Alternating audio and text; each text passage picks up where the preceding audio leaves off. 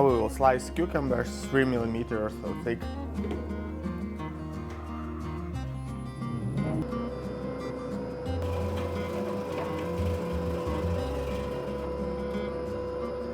Now we will cut dills 3 mm long.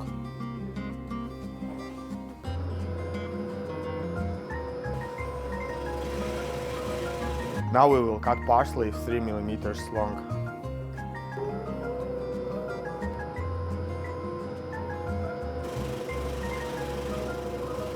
Now we will slice celery, but for celery we will change thickness from 3 to 5 mm.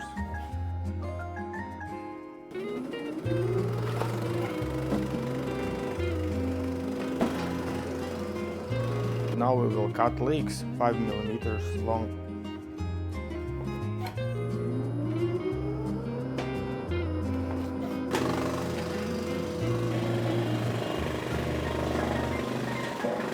Iceberg and lettuce in 15 mm.